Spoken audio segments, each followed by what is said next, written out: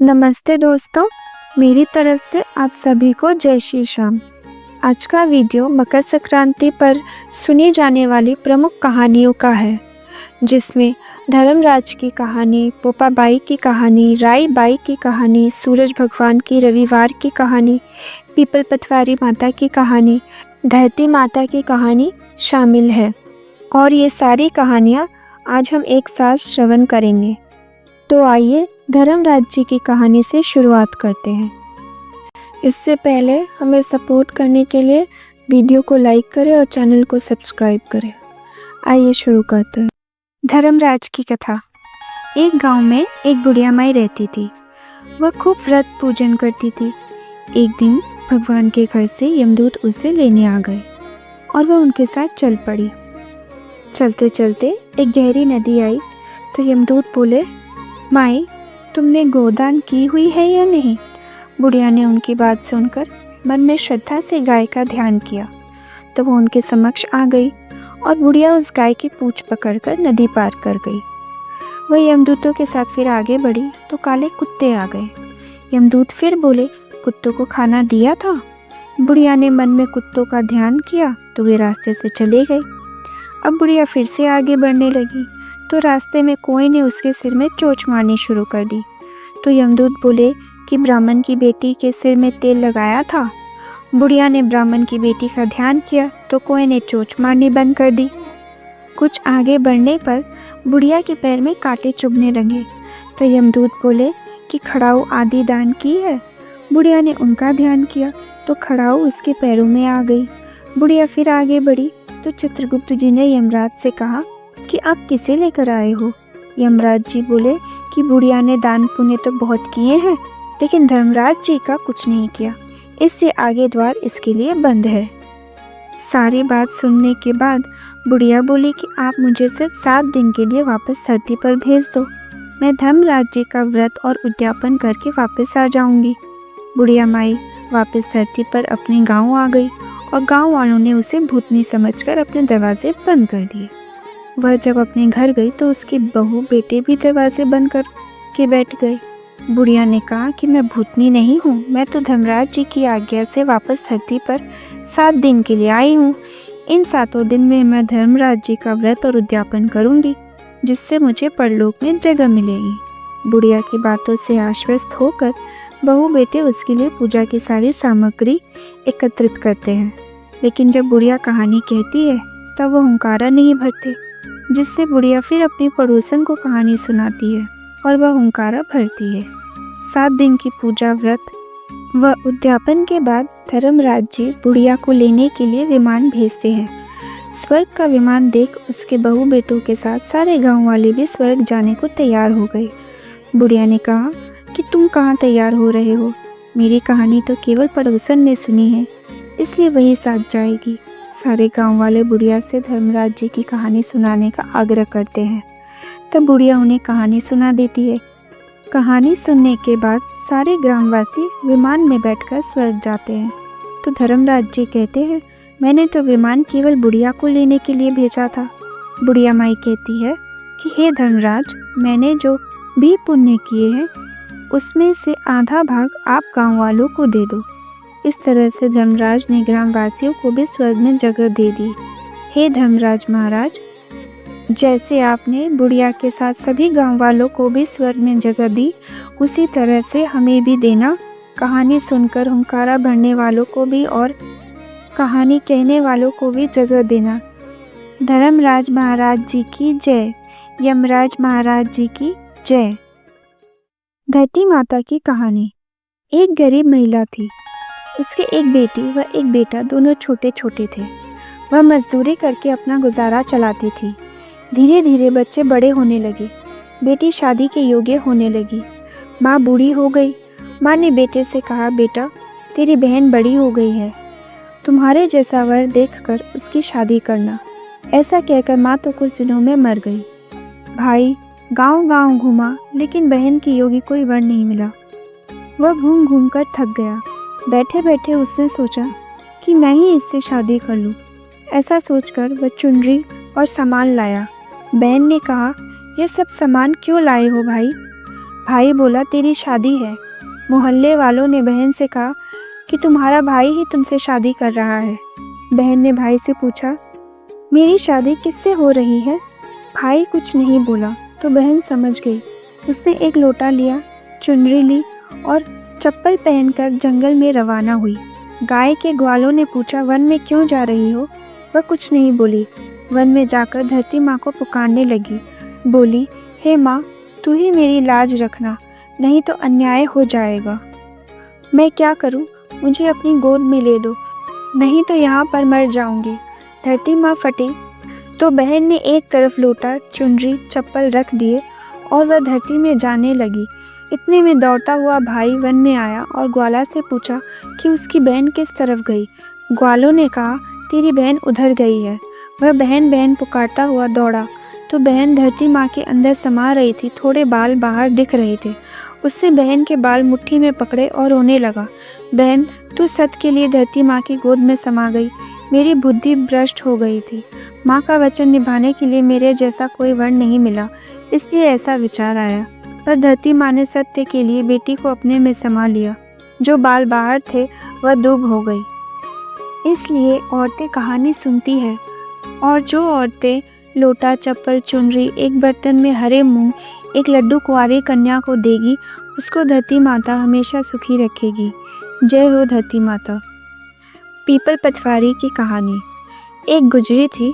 उसने अपनी बहू से कहा कि तू दूध दही बेच। तो वह दूध दही बेचने गई। कार्तिक का महीना था। वहाँ पर मन से सब औरतें पीपल सींचने आती थी।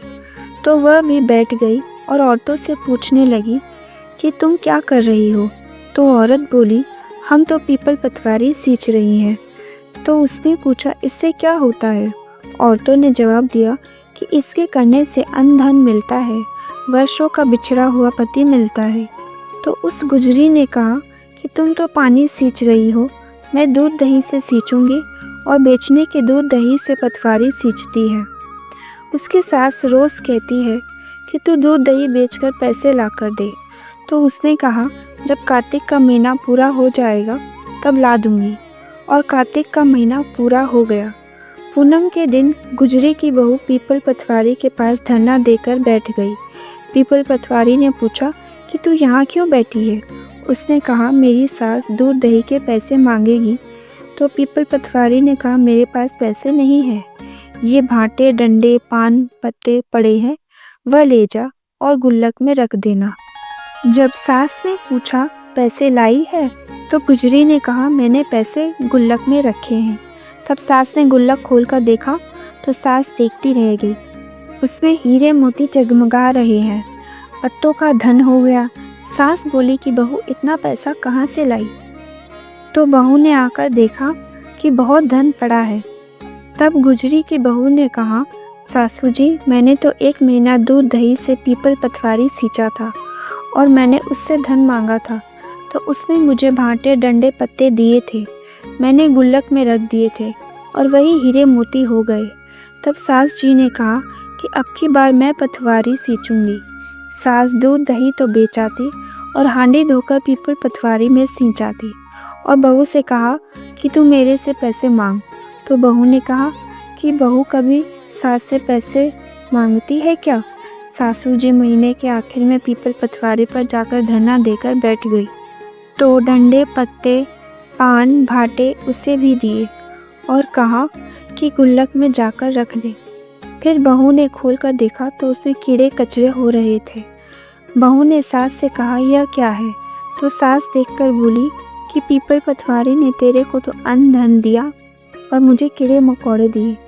तो पीपल पटवारी बोले कि बहू तो निस्वार्थ सींचती थी और सासू जी धन की भूख से सींचती थी। इसलिए हे पीपल भगवान पटवारी माता, जैसे बहू पर प्रसन्न हुए वैसे सब पर प्रसन्न रहे। पोपाबाई की कहानी। किसी गांव में एक भाई बहन रहते थे। भाई की शादी हो गई थी लेकिन उसकी बहन की शादी नहीं हुई। बहन का नाम पोपाबाई था। पोपाबाई हमेशा व्रत और नियम करती थी। एक दिन उसके भाई भाभी ने उससे शादी के लिए कहा। तब उसने शादी के लिए मना कर दिया। उसने अपने भाई भाभी से कहा, मेरे रहने के लिए गांव के बाहर एक झोपड़ी बनवा दो। मैं उसी में रहकर अपना जीवन व्यतीत कर लूँगी। और उसके बाद उसने गांव के सभी लोगों से कहा, हे गांव वालों, आप लोग अपने गाय और बछड़े को मेरे झोपड़े के पास घास चरने के लिए छोड़ दिया करो। मैं सभी के गाय बछड़ों की देखभाल किया करूँगी और जो भी बचा कुचा खाना हो वह भेज देना, मैं वही खाकर रह लूँगी। इसी तरह बहुत दिन बीत गए। एक दिन उस देश का राजा शिकार खेलने जंगल को जा रहा था। उसकी नज़र गांव के बाहर बने पोपाबाई के झोपड़े पर पड़ी। राजा झोपड़े के पास जाकर आवाज़ लगाने लगा, यहाँ कौन रहता है? जब कोई भी उत्तर नहीं मिला तो झोपड़े के दरवाजे को खटखटाने लगा। खटखटाने की आवाज़ सुनकर पोपाबाई ने अंदर से ही पूछा, बाहर कौन है? बार बार दरवाज़ा क्यों खटखटा रहे हो? क्या काम है?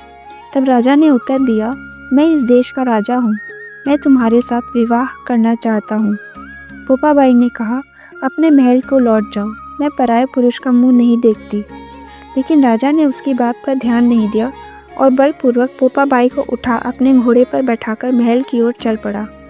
पोपाबाई ने राजा को श्राप दिया, हे राजा, तेरा राजपाट सब नष्ट हो जाएगा। महल में पहुंचकर राजा ने अपनी रानियों से सारी बात बताई।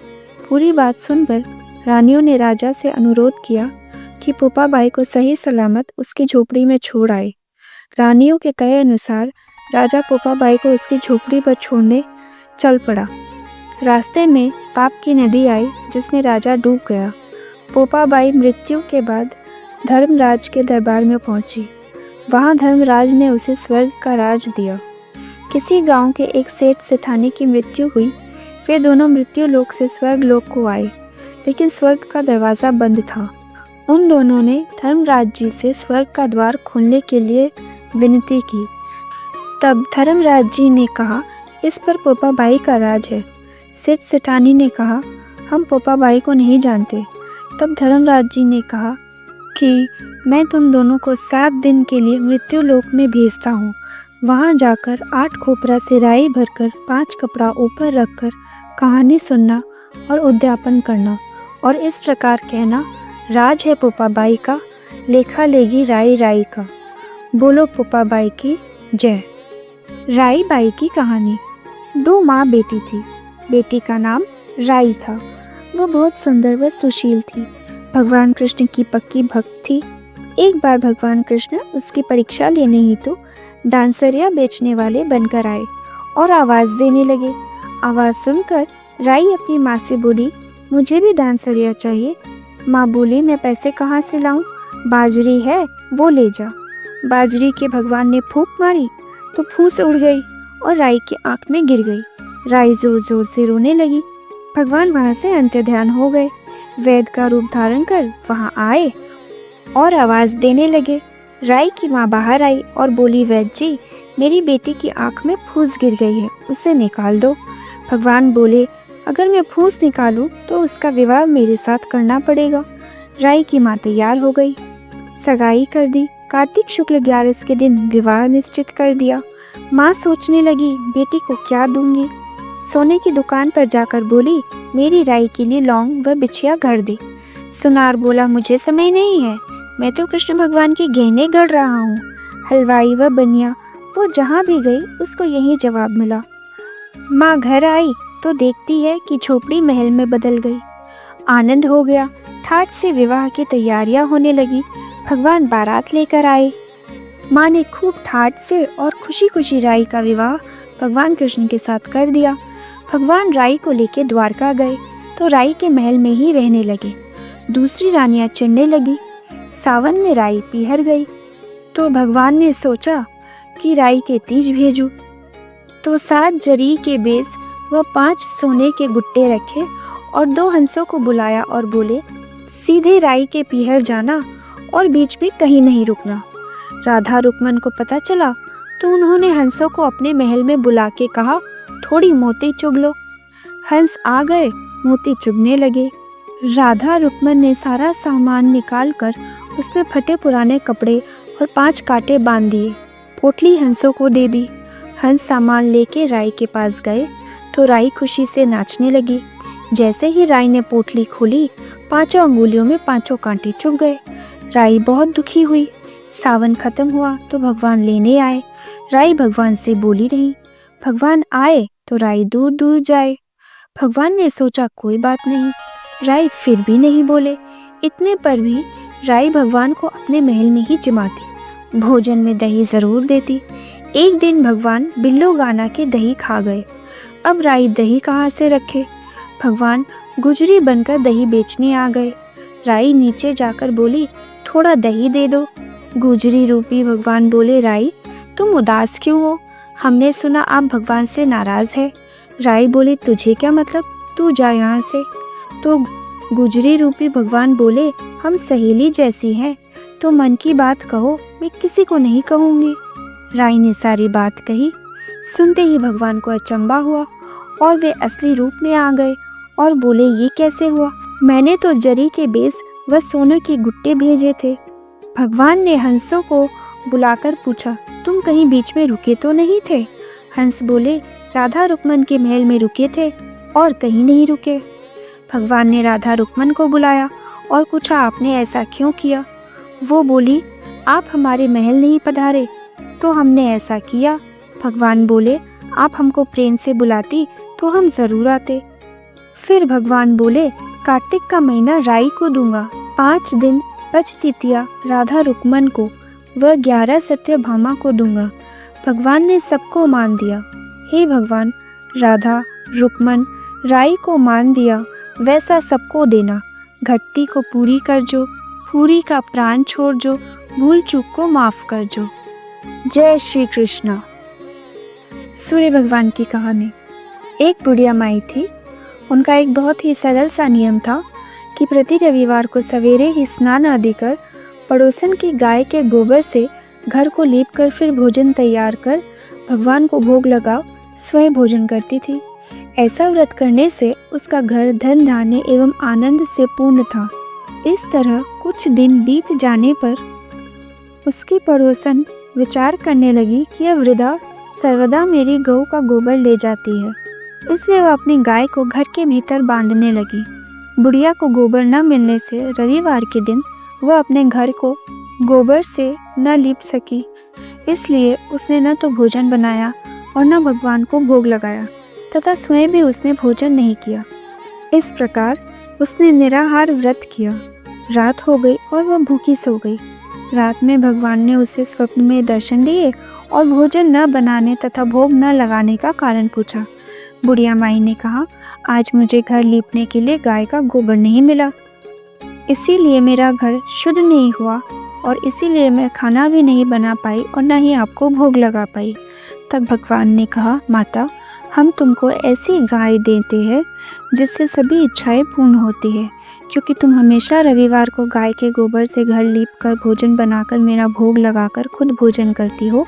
इससे मैं खुश होकर तुमको यह वरदान देता हूँ तथा अंत समय में मोक्ष देता हूँ। स्वप्न में ऐसा वरदान देकर भगवान अंतर्ध्यान हो गए और जब वृद्धा की आंख खुली तो वह देखती है कि आंगन में एक अति सुंदर गाय और बछड़ा बंधे हुए हैं। वह गाय और बछड़े को देखकर अत्यंत प्रसन्न हुई और उनको घर के बाहर बांध दिया, वहीं खाने का चारा डाल दिया। जब उसकी पड़ोसन ने बुढ़िया के घर के बाहर एक अति सुंदर गाय और बछड़े को देखा तो द्वेष के कारण उसका हृदय जल उठा। तब उसने देखा कि गाय ने सोने का गोबर किया है, तो वह उस गाय का गोबर ले गई और अपनी गाय का गोबर उसकी जगह पर रख गई। वह नित्य प्रति ऐसा करती रही और सीधी सादी बुढ़िया को इसकी खबर नहीं होने दी। तब सर्वव्यापी ईश्वर ने सोचा कि चालाक पड़ोसन के कर्म से बुढ़िया ठगी जा रही है। भगवान ने संध्या के समय अपनी माया से बड़े जोर की आंधी चला दी। बुढ़िया ने अंधेरी के भय से अपनी गाय को घर के भीतर बांध दिया। प्रातःकाल उठकर जब वृद्धा ने देखा कि गाय ने सोने का गोबर दिया है तो उसके आश्चर्य की सीमा न रही और वह प्रतिदिन गाय को घर के भीतर ही बांधने लगी। उधर पड़ोसन ने देखा कि बुढ़िया गऊ को घर के भीतर बांधने लगी है और उसका सोने का गोबर उठाने का दाव नहीं चलता, तो वह ईर्ष्या से जल उठी और कुछ उपाय न देख उसने उस देश के राजा को सभा में जाकर कहा, महाराज, मेरे पड़ोस में एक वृद्धा के पास ऐसी गाय है जो आप जैसे राजाओं के ही योग्य है। वह रोज सोने का गोबर देती है, आप उस सोने से प्रजा का पालन कीजिए। वह वृद्धा इतने सोने का क्या करेगी? राजा ने यह बात सुन अपने दूतों को वृद्धा के घर से गाय लाने की आज्ञा दी। वृद्धा प्रातः ईश्वर का भोग लगा भोजन ग्रहण करने ही जा रही थी कि राजा के कर्मचारी गाय खोलकर ले गए। वृद्धा काफ़ी रोई चिल्लाई, किंतु कर्मचारियों के समक्ष कोई क्या कहता। उस दिन वृद्धा गाय के वियोग में भोजन न खा सकी और रात भर रो रो कर ईश्वर से गाय को पुनः पाने के लिए प्रार्थना करती रही। उधर राजा गाय को देखकर बहुत प्रसन्न हुआ, लेकिन सुबह जैसे ही वह उठा, सारा महल गोबर से भरा दिखाई देने लगा। राजा यह देखकर घबरा गया। भगवान ने रात में राजा से स्वप्न में कहा, राजा, गाय वृद्धा को लौटाने में ही तेरा भला है। उसके रविवार के व्रत से प्रसन्न होकर मैंने उसे गाय दी थी। प्रातः होते ही राजा ने वृद्धा को बुलाकर बहुत से धन के साथ सम्मान सहित गाय व बछड़ा लौटा दिए। उसके पड़ोसन को बुलाकर उचित दंड दिया। इतना करने के बाद राजा के महल से गंदगी दूर हो गई। उसी दिन से राजा ने नगर निवासियों को आदेश दिया कि राज्य की तथा अपनी समस्त मनोकामनाओं की पूर्ति के लिए रविवार को व्रत करो।